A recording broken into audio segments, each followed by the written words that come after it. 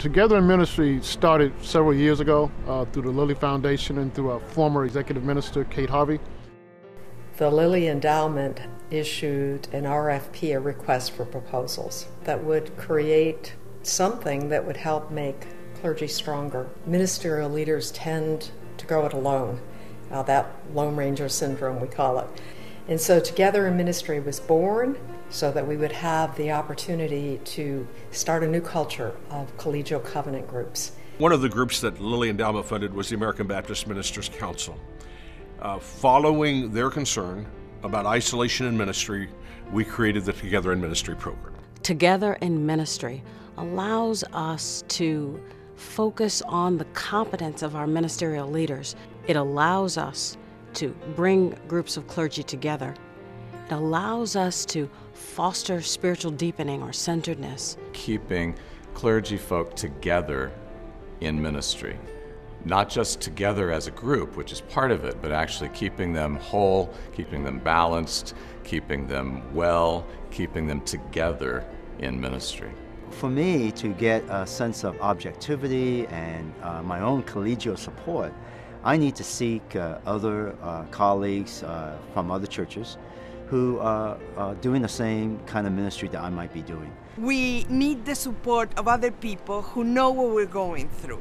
I don't think that it is healthy to do ministry alone.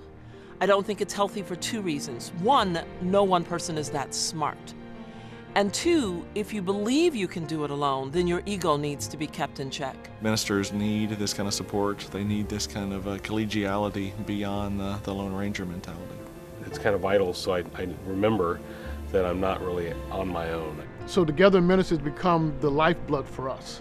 What it's done is it's bringing people together, which is where we had our weakness.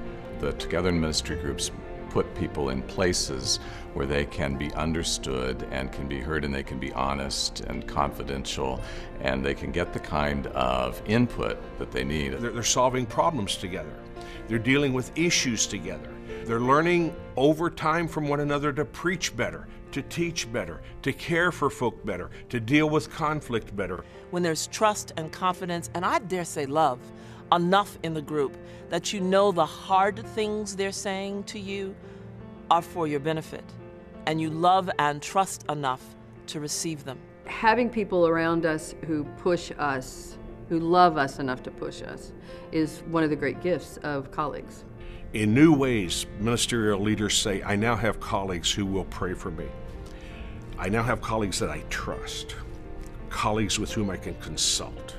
I have colleagues that I know are with me in difficult times as well as in good times. I'm not doing this alone. During a period of intense conflict in our congregation, I was feeling very isolated, very alone, and wondering why I was doing this work. And I went away for a week with my TIM group to do preaching planning, and they gave me a blessing. They reaffirmed my ordination by gathering around me on the beach and blessing me, and they signed a certificate and they gave it to me. It's framed in my office. The groups are there to foster holy friendships.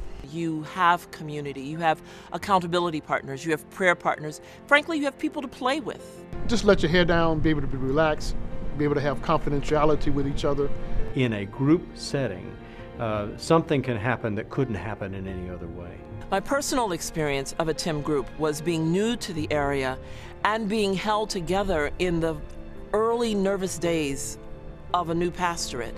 Literally being held together by people saying, here's an idea for a sermon, here's an idea for a Sunday school class. What great reassurance when someone says, you know, that happened to me. And this is how I was able to find the redeeming quality out of that situation. And you're more committed to do ministry.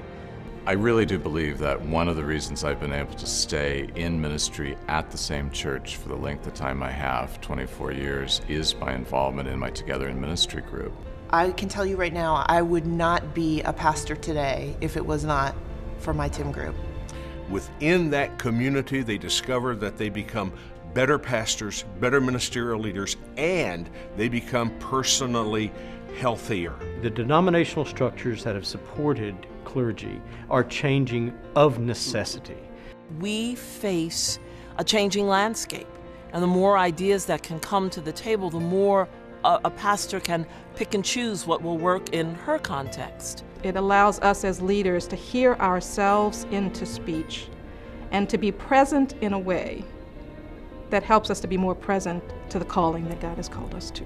I'm delighted that the evolution of these Together in Ministry groups has made it possible for executive ministers to feel that there's a role to play, but you don't have to take the total role. It has the capacity, if you form it right, to bring very diverse ministerial leaders together and enrich their lives.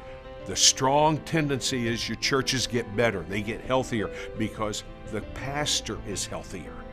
What comes together for Together in Ministry is so generative. It will change not only the individual, but the churches and the communities we touch. I'm grateful that we have this history now of Together in Ministry, and my earnest desire is that this program continues and it expands and becomes a part of the remaking of the American Baptist Church's ministry for Jesus Christ. To continue the process, we need to continue the funding so we can start new groups to bring them together so they can have the same resources that we have. As we go through this capital campaign, it's important for everyone to reflect on the successes of Together in Ministry so that we can come together in ministry to move this program forward. The Lilly Endowment got us off to a great start, and now we're at a place where we need to move into a new phase. We need to re-envision how we continue this, and we need everybody's help in keeping that going. I think there's a way of reading the biblical text, is saying that's what God is after all. I have seen pastors strengthened and ministry transformed through participation in Together in Ministry groups. That's why I want to add my voice and the voice of MMBB to the voices of the many others who are seeking to raise funds to endow this very significant ministry. I encourage you to continue to enable this part of our life to grow and to expand by your support of the campaign to continue these Together in Ministry groups. They make a big difference in the life of our pastors and of the church. Thank you.